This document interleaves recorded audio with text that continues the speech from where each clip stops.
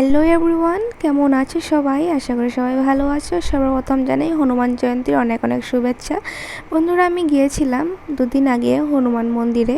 হনুমান জয়ন্তী ছিল, সেই উপলক্ষে গিয়েছিলাম হনুমান মন্দিরে প্রদীপ জ্বালাবো, ভোগ দেবো বলে। কিন্তু গিয়ে দেখি নাজেহাল অবস্থা, সর্বনাশে কি অবস্থা! হায় হায় হায়, আমি ঢুকবো কী করে? ঢোকা তো যাচ্ছে না। ভাবছি যে ঘুরেই চলে আসবো, সামনে থেকে ঘুরে চলে আসবো। তারপরে ভাবলাম না, এত দূর চলে এসেছি, ঘুরে যাওয়া যাবে না, যেইভাবেই হোক আমার ঢুকতে হবে মিশন কমপ্লিট করতে। যাই হোক গাইস, অনেক কষ্ট করে ঢুকে পড়েছি মন্দিরের ভেতরটাতে। ভেতরে ঢুকে দেখি ও মাই গড, কী অবস্থা! কী অবস্থা! আমি কোথায় চলে এলাম? গাইস, আমি বৃন্দাবনে চলে এলাম না তো? ভেতরে ঢুকে দেখি ও মায়া, এত সুন্দর, এত সুন্দর করে সাজিয়েছে বন্ধুরা, কি আর বলবো।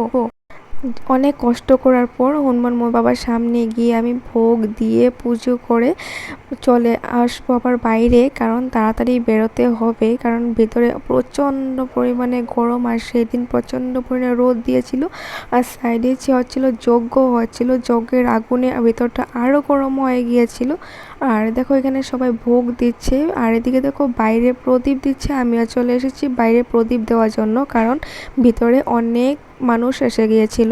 কারণ এত লোকজনের ভেতরে যদি প্রদীপ ধূপকাঠি জ্বালানো হয়, কখন কী দুর্ঘটনা ঘটে যায় কেউ বলতে পারে না। তার জন্য বাইরে প্রদীপ জ্বালানোর ব্যবস্থা করে দিয়েছিল।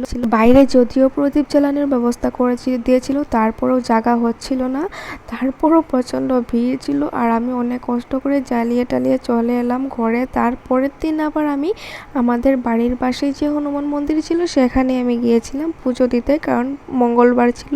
আমি প্রত্যেক মঙ্গলবারই হনুমান মন্দিরে যাওয়ার চেষ্টা করি। শনি মঙ্গলবার দিনে হনুমান মন্দিরে যাওয়া কিন্তু অনেক ভালো।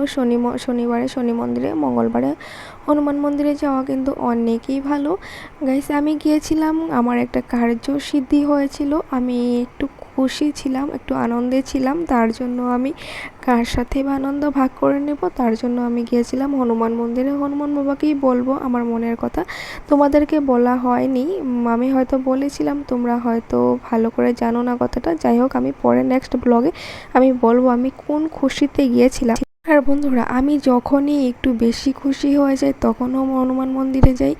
হনুমান মন্দির বলতে না, আমি যে কোনো মন্দিরেই যাই। আর যখন একটু বেশি দুঃখী হয়ে থাকি তখনও আমি মন্দিরে যাই। মন্দিরে গেলে মনটা একটু অন্যরকম হয়ে যায়।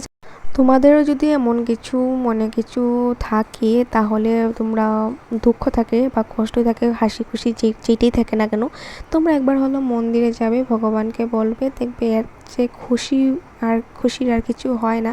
তা আমি গিয়েছিলাম মন্দিরে। আর এখানে দেখো আরেকজন মানুষ অনেক সময় ধরে হনুমান চালিসা পড়ছে, যেহেতু মঙ্গলবার ছিল সবাই আসে। আমি গিয়েছিলাম একটু দেরি করে, তার জন্য মানুষ নেই, মন্দিরটা একটু ফাঁকা ফাঁকাই ছিল। আর আমার জানো তো, ফাঁকা মন্দিরে গিয়ে পুজো করতে, একদম নীরব শিরবে পুজো করতে, ধীরে স্থিরে পুজো করতে আমার ভীষণ ভালো লাগে। কারণ আমার ভগবানকে আমি মনের আশাগুলো, মনের কথাগুলো খুলে সুন্দর করে বলতে পারি। কিন্তু ভিড়ে তো আর এত হয় না, অল্প সময় দাঁড়িয়ে প্রণাম করে চলে আসি। আর এখানে দেখো কেউ নেই, এত হুলস্থুল নেই, আমি আছি, আমার ভগবান আছে মাঝখানে, আর কেউ নেই। যতক্ষণ পারো ততক্ষণ বসে থাকো, ততক্ষণ ভগবানের সাথে বলো, কথা বলো, মনের আশা বলো, মনের দুঃখ বলো, কেউ কিছু বলবে না। আমি দেখো সুন্দর করে এখানে আরতি করে তারপর আমি বাইরে প্রদীপটা জ্বালিয়ে দেবো। সুন্দর করে বাইরে প্রদীপটা জ্বালিয়ে দেবে আবার ভিতরে চলে আসবো। এখানে দেখো মা সব ঠাকুরকে প্রণাম করে নিয়েছে।